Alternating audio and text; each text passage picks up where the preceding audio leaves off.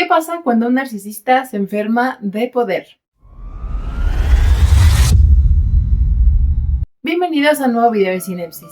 El día de hoy hablaremos del personaje que a mi parecer robó el protagonismo en la segunda temporada de Hazbin Hotel, Vox. El desarrollo que le dieron a este personaje me pareció algo fascinante. Espero que ustedes disfruten de entender su mente retorcida tanto como yo. En el pasado ya hice un análisis de Vox y sus actitudes en la primera temporada, el cual les recomiendo ver antes de este nuevo video para entender a este personaje en su totalidad. Ahora sí, comencemos. En la temporada anterior, en resumidas cuentas, notamos que Vox es un personaje hecho de puras fachadas, apariencias de perfección y necesidad de ser visto y admirado por los demás, sin mencionar, claro, su gran rabia y resentimiento hacia Alastor. En esta temporada se encargan de potenciar todos esos rasgos al máximo, pero me estoy adelantando. Mejor comencemos desde el principio, ya que esta temporada nos regaló la historia de origen de Vox, la cual nos ayuda a entender la raíz de todo el plan exponencial de poder que desarrolló todo a lo largo de esta nueva temporada. En vida, Vox respondía al nombre de Vincent, y supimos que trabajaba en una televisora con el eslogan "Confíenos, su reporte del clima". Aquí la primera conexión con las múltiples eslogans que dice Vox al promocionar VoxTech.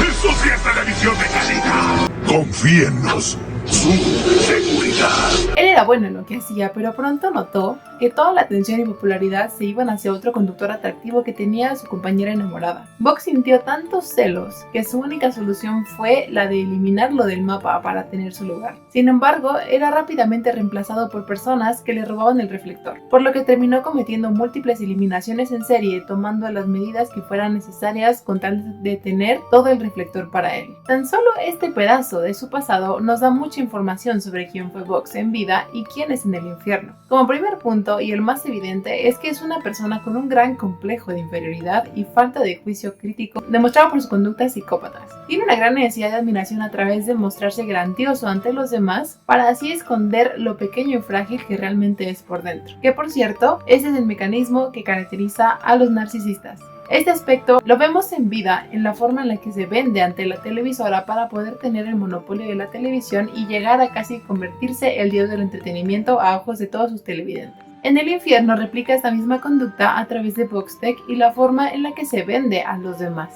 Otro rasgo de personalidad que lo caracteriza en vida y en muerte es la impulsividad y el poco control emocional, especialmente de la ira, por supuesto. Esta emoción le nubla el juicio y termina cometiendo actos que lo llevan a su perdición gradualmente. En vida vemos el poco control emocional a través de la facilidad con la que se llena de ira, cosa que seguirá haciendo en el infierno. Y la falta de juicio claramente está en la decisión que toma de eliminar a sus compañeros como única opción posible para poder retomar el reflector.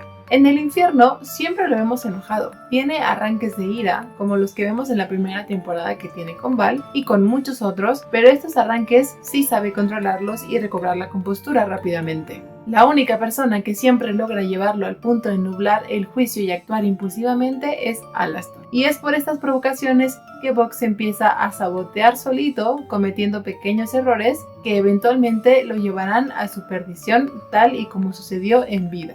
Pero más adelante hablaré sobre su relación con Alastor. Por el momento, lo que vale la pena resaltar es que todo el plan de Vox no fue conquistar el cielo per se, sino que su intención real era poder lograr lo que no logró en vida. Y esto, él mismo lo dice. Cuando estaba vivo en la Tierra, yo era el líder de un grupo muy influyente y yo era el centro de todo. Y juro que nunca me había sentido tan cerca de ser un dios. Es una sensación que daría lo que fuera por recuperar. Lo interesante es ver cómo logró llegar hasta donde llegó, así que ahí les va. Al inicio de la temporada vemos a un Vox que continúa con la misma actitud de la temporada pasada, minimizando a los empleados mientras que a su vez disfruta de la admiración que le muestran alimentando su ego. A Vox no le importa nada ni nadie mientras no le afecte a él. Después de ver gracias a Charlie que un ángel puede morir, él decide usar la nueva y mejorada reputación del hotel para poder armar un plan maestro que lo lleve, como ya dije antes, a lograr lo que casi logró en vida, convertirse en un dios. Pero esta vez no solo del entretenimiento, sino que ahora quiere volverse el dios que dominará ambos reinos, el cielo y el infierno. Al igual que la temporada pasada, sigue pensando que todo lo que está fuera de la perfección es debilidad. Nuestra marca es perfección. No podemos mostrarnos débiles frente a pecadores ni soberanos. Estamos por encima. de toda esa escoria, convirtiéndose en una amenaza que puede destruir sus apariencias, por lo que sigue manteniendo a sus compañeros a raya y los regaña por sus actitudes impulsivas e imprudentes de la temporada pasada. porque tenemos que hablar de sus últimos espectáculos públicos. No puedes solo joder a Camila Carmine frente a otros soberanos. Solo complican los negocios. No puedes seguir golpeando a Angel Dust en público. Eso es... No es. Ya no da risa, cabrón. Pero claramente esto no lo hace por la empresa ni por el bien de otros, sino que lo hace pensando en sí mismo. Algo que va a caracterizar a Bugs en esta temporada, ya que será más notorio que la pasada, será la forma en la que gana aparente poder, usando el verdadero poder e influencia de otras personas para luego adjudicarse todo el crédito. La primera prueba de esto es la forma en la que convence a Val y Velvet de unirse a su plan. Al inicio los vemos desinteresados, no logrando comprender por qué Bugs quiere dominar el cielo. Sin embargo, como buen narcisista que es, y que son los tres, no es hasta que apela a las necesidades y carencias específicas de sus compañeros que logra convencerlos de unírseles. Con Val, Bugs sabe que él se siente poderoso al controlar y utilizar personas para su industria para adultos, tal y como lo hace con Angel Dust, por lo que durante su canción vemos cómo se convence al hacerle creer que va a poder tener muchas más personas a las cuales controlar y maltratar, además de vengarse del cielo. Mientras que a Velvet le hace ver que si se une a él, su marca puede crecer exponencialmente y será el centro de atención por los ratings que va a tener al volverse más poderosa de lo que ya es. Aquí es importante recalcar que los tres se unen al plan no para ayudarse mutuamente, sino que lo hacen para satisfacer sus propios intereses, para beneficiarse individualmente sacando provecho de la situación. Este aspecto es súper importante que lo recuerden a lo largo de toda la serie, además de recordar que los tres se consideran a sí mismos líderes de los Beast. Bugs por su parte los recluta en su plan maestro no por considerarlos socios, amigos o mucho menos, sino que lo hace para poder usarlos para que trabajen para él. En otras palabras, que hagan el trabajo sucio mientras él se vuelve la cara del plan y se lleva todo el crédito de un esfuerzo que no hizo. Estas intenciones ya las podemos ver reflejadas sutilmente en estas primeras escenas en dos detalles. El primero se muestra en el dibujo que Bugs hizo para poder explicarles el plan. Si le ponemos atención, sus aires de grandeza están representados al haberse dibujado al centro y bastante más grande que los demás, incluso más grande que sus supuestos socios. Igualmente, en este dibujo se muestra que su única intención es que todos lo admiren por lo maravilloso y poderoso que es o será con este plan. No muestra en ningún momento ninguna intención de compartir la gloria con Val y Velvet. El segundo momento es algo que igualmente se muestra en otros capítulos y a lo largo de toda la temporada. El hecho de que Bugs hable de manera individualista y hasta que se da cuenta, lo cambia y dice que no, que es el plan de los tres. Solo en mí. Solo en mí. Nosotros. No. Quise decir nosotros. Sí, claro, puta. Una vez teniendo a los Beast de su lado, el siguiente paso fue utilizar la reputación del hotel para dejar mal parada a Charlie, mientras que él se engrandece para ganarse a los habitantes de Ciudad Pentagrama. La forma en la que lo hace es de nuevo viendo la vulnerabilidad o herida de Charlie y usarla para su beneficio. Como dije en el video anterior sobre Bugs, lo que caracteriza a este tipo de narcisistas es que por dentro se sienten muy pequeños y frágiles. Sin embargo, ellos construyen toda una pantalla de grandeza para que los veas poderosos e inalcanzables. Lo importante a recordar acá es que estas personalidades alimentan esta pantalla de grandeza no con logros auténticos propios, sino que lo hacen a través de pisar a los demás usando sus vulnerabilidades en su contra. En otras palabras, los hacen sentir pequeños y vulnerables para que ellos se sientan grandes y poderosos. Este es el mecanismo exacto que utiliza Bugs con todas las que se le acercan. Charlie, Lucifer, Emily e incluso Sarah. Pero ahora llegamos a eso. Por ahora recuerden que es por este mismo mecanismo que usan estas personalidades que se vuelve súper peligroso darle información de cualquier tipo, pero especialmente sensible o personal a un narcisista. Siempre lo usará en tu contra. Volvamos con Charlie. Ella fue la primera pieza a eliminar para su plan. Y esto se parece nuevamente a lo que hizo en vida al eliminar a la competencia para poder ser el dios del entretenimiento. En el infierno, la idea era ir eliminando públicamente a las cabezas más influyentes del infierno para que así los ciudadanos empezaran a ver a Bugs con otros ojos,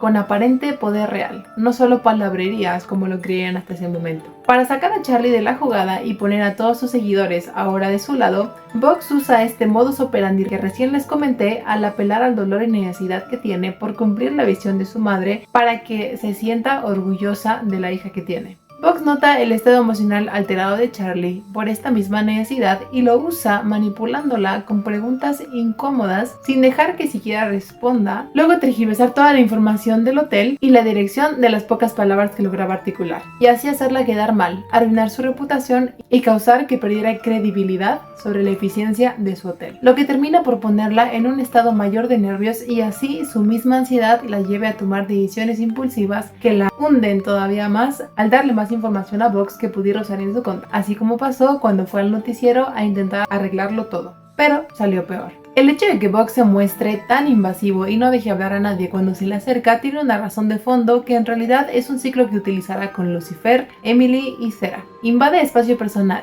genera incomodidad, no deja hablar, provoca al tocar temas vulnerables y obtiene más información sensible derivada de estas provocaciones, repitiendo de nuevo el ciclo. Esto siempre lo hace en público con la intención de avergonzar y empequeñecer a las otras personas, y así las personas que observan confunden esto con poder y autoridad, y así Box puede engrandecerse más y más, mientras que los otros solo se quedan sintiéndose cada vez peor, más pequeños y evidenciados incómodamente. Con Charlie, este ciclo se ve en el siguiente ejemplo que comenzó al Box sentir que no es el centro de atención y o no fue reconocido como esperaba por haber sido tan generoso al darle una pantalla de 150 pulgadas. Antes de empezar, princesa, ¿sabes que necesita este lugar con urgencia? La pantalla Boxtec nuevecita de 150 pulgadas justo ahí. ¡Cortesía de Boxtec! De nada. ¡Oh, qué cool! ¡Qué atentos! Ahora, si pudieran poner atención a esto que es más importante que no voy a contestar. ¡Vamos al aire! ¿Cómo haciendo aquí, princesa? Empecemos con algo fácil. ¿Cuál es tu plan para el próximo exterminio? ¿Protegerás a todos por igual? ¿O solo a tus personas favoritas? ¿Qué? ¡No! O sea que no los vas a proteger. Interesante. ¿Es cierto que crees que los pecadores tienen que cambiar literalmente todo sobre sí mismos para ser redimidos y que los Morningstar odian al 98% de la población de pecadores? ¿Odian a los pecadores? ¿Qué? Bueno, mi papá... ¿También los odian? Interesante. Y la gran pregunta que todo el infierno se hace. ¿Qué? La verdad es que yo... les mentí un poquito con eso de que quería dar una entrevista exclusiva. ¿Qué? Porque tengo la noticia más grande, un bombazo exclusivo y quería que Boxtec fuera el primero en saberlo. Sigue grabando. Aquí va. Nuestro huésped, Sir Pentius, fue redimido. ¡La redención es posible! ¡Eso prueba que lo que está sí funciona! ¡Es una nota, pendejos!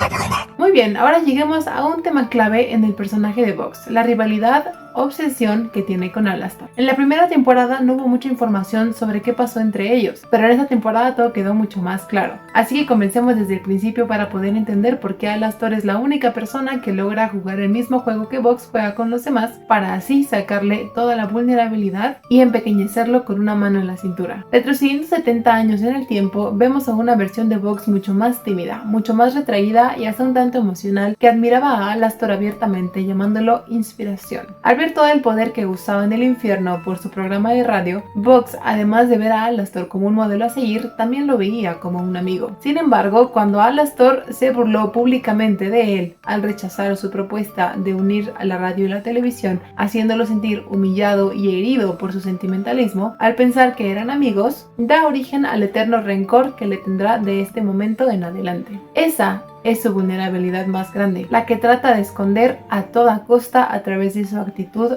narcisista y de grandiosidad. En esta temporada, a partir de la pelea entre los Beast y Alastor, junto con sus compañeros, veremos una lucha de poder súper interesante entre dos narcisistas, uno perverso y uno inseguro. Ahora, ¿por qué Alastor se dejó atrapar por Box? La razón principal, como vimos, es que fue el primer paso de un plan cuidadosamente elaborado para liberarse del trato que lo tenía atado desde las primeras temporadas, que ahora supimos que fue con Rosie. Pero otra razón fue que este plan estaba hecho para volver a ganarle a Box de manera muy inteligente y poner a salvo a sus compañeros. Uno pensaría que Alastor frena la pelea por el bien de sus compañeros, pero en realidad todos sabemos que Alastor no hace nada si no lo beneficia a él. Por lo tanto, considerando que hubo una razón oculta extra, además además de la mencionada que seguro se abordará si llegara a haber una tercera temporada. Pero desde mi perspectiva y mi parecer, la razón oculta tiene que ver con Charlie y probablemente Lilith. Alastor se entrega a Bugs con dos condiciones. Deja ir a estos dos irrelevantes simplones a casa. Pero la más importante,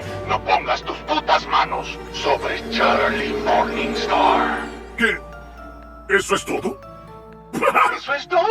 Por un lado, considero que poner a salvo a Husk y Nifty fue porque sabe que son importantes para Charlie, y si le llega a pasar algo, se desequilibraría o algo por el estilo, y si Charlie está mal, quizás de alguna manera, algún plan que Alastor tenía pensado con Lilith a largo plazo no se llevaría a cabo. Pero bueno, esas son puras especulaciones mías. Me encantaría saber sus teorías sobre esto. En fin, una vez que Bugs atrapa a Alastor, su necesidad de admiración y reconocimiento se disparan más que nunca porque por fin había atrapado a su némesis. No tardó en publicarlo claramente ante toda Ciudad Pentagrama con titulares que nuevamente lo beneficiarán a él. Este hecho fue un parteaguas en el poder que adquirió Bugs ante los ojos de los demás, porque derrotar al demonio de la radio fue destronar a uno de los más temibles y terribles overlords en el infierno. A partir de aquí vemos cómo los ciudadanos empiezan a tomarlo en serio. Lo miran como una figura de respeto y admiración, justo lo que él quería. Pero aquí empieza lo interesante al hablar de la dinámica de estos dos narcisistas. Contrario a los demás que ataca Bugs, Alastor nunca se hace pequeño ni se deja intimidar o minimizar por las humillaciones públicas de Bugs hacia su persona. Y esto es porque Alastor conoció al verdadero Bugs y sabe lo patético y pequeño que en realidad es. Además, la actitud de Alastor formaba parte de un plan meticulosamente pensado para desarmarlo desde dentro y ganar su liberación, no solo de sus garras, sino del trato que lo encadenaba. Alastor aprovechaba cada momento que tenía para provocar a Bugs con comentarios sarcásticos o bien pegándole directamente en su frágil ego y autoestima, haciendo tambalear la gran pantalla de grandiosidad que había construido poco a poco.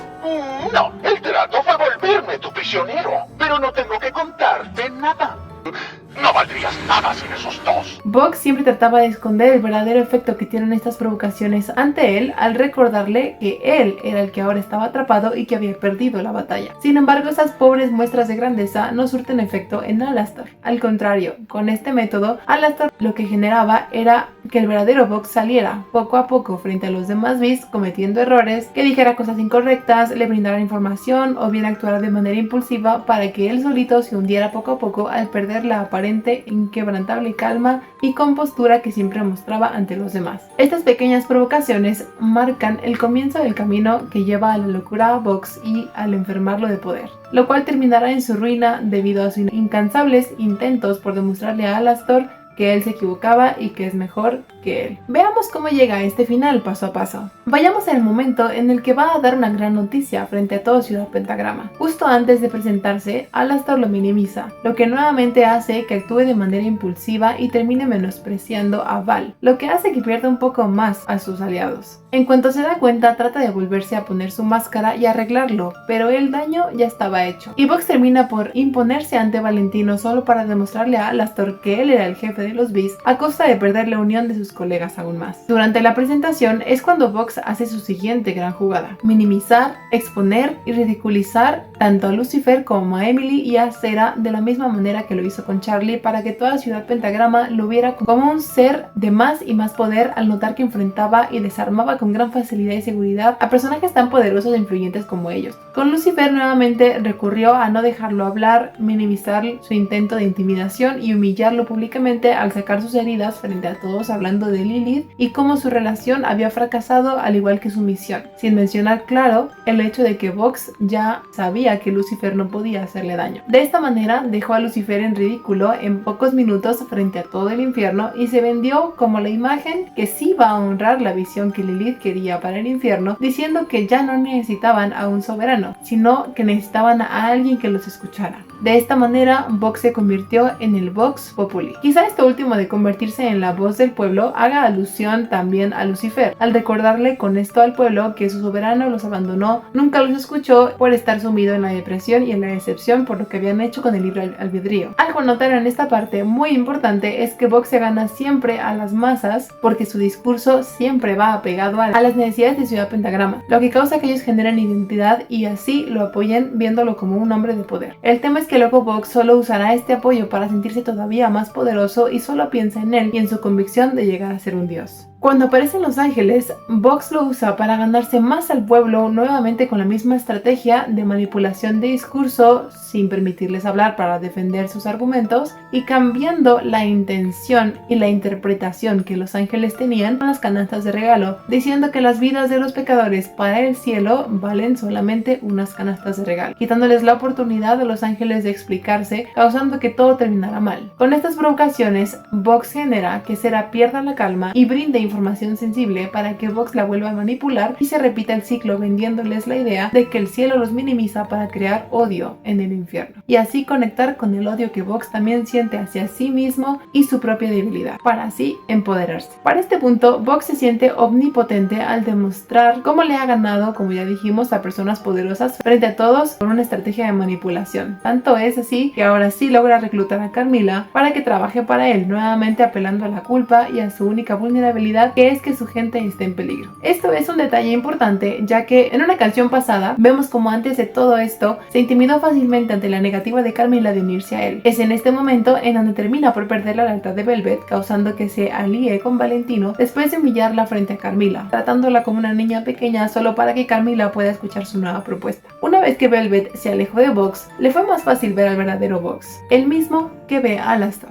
Esto ocurrió al escucharlo sin que él se percatara al inicio cómo le ruega a Valentino que le permita usar a Angel Dust a cambio de tener intimidad con él. Sin embargo, en cuanto se da cuenta de que ambos lo escucharon, vuelve a ponerse la máscara de dictador, ordenándole a Valentino que lo haga. Pero esta vez su teatro no tiene efecto, no intimida a nadie como antes y termina por perder a su equipo, cosa que complace enormemente a Alastor al lograr exponerlo de esta manera. Uno de los últimos momentos de gloria de Vox antes de su majestuosa y bien merecida caída es el momento en el que logra convencer a Lucifer que vaya a donde se encuentra él, aprovechando que sabe que están malos términos con Charlie por medio de una llamada que apela a su necesidad de ser un buen padre, logrando así que se descuidara y cayera en su trampa. En este momento es en donde se hace más notoria la fuerte necesidad que tiene Vox por ser el centro de atención y lo mucho que le molesta cuando no es así. ¡Pendejos quieren cerrar el pico! ¡Es mi momento! ¡Me pertenecen! ¡Capturé al demonio de la radio y conquisté el infierno! ¡Y no hay ni una sola alma que pueda detenerme! Su necesidad es brillar a cualquier costo y esta va a ser la causa de su derrota. Más adelante vemos cómo usa a Angel porque es un personaje famoso para reforzar el apoyo del pueblo al manipularlo para que esté de su lado y luego notamos cómo ya no tiene cuidado con sus palabras al dejarse consumir por el poder y sentirse tan cerca de ser un dios al deliberadamente quitar el crédito a Carmilla por el arma que le construyó, diciendo que es gracias a él que tienen un arma poderosa para combatir el cielo y posteriormente afirmando su nuevo poder al derribar las puertas del cielo, sembrando pánico en sus habitantes al amenazarles con que habrá un exterminio. Para este momento ya perdió tanto la lealtad de Valentino como de Velvet porque ya se percataron que Vox siempre los dejará fuera y se sienten utilizados. Vayamos al momento más importante de esta temporada, el momento en donde Vox es dominado por la locura al estar ahogado en aparente poder y cómo lo pierde todo en cuestión de minutos al ser víctima de sus propios errores. Vox invita a Charlie a que presencie su momento de gloria frente a toda Ciudad Pentagrama, nuevamente gracias a las provocaciones de Alastor, puesto que le aseguró que no lograría que Charlie aceptara frente a todo el infierno que él es el más poderoso. Claramente esta intención tenía algo escondido detrás, que Vox no pudo ver por estar empeñado siempre en demostrarle a Alastor que él era superior, lo cual como siempre lo llevó a cometer imprudencias de romper el acuerdo que había hecho con Alastor al momento de ser capturado, causando que se librara de sus ataduras tanto de Vox como del trato que lo limitaba desde hace años. Una vez libre, Alastor vuelve a minimizar y ridiculizar en segundos a Vox, lo que provoca que él se sobrecargue al llevarlo al límite de sus emociones y comience una pelea entre ambos. En un punto de la pelea, Vox vuelve a actuar impulsivamente y olvida sus máscaras con tal de ganarle a Alastor, sin mencionar que ahora estaba más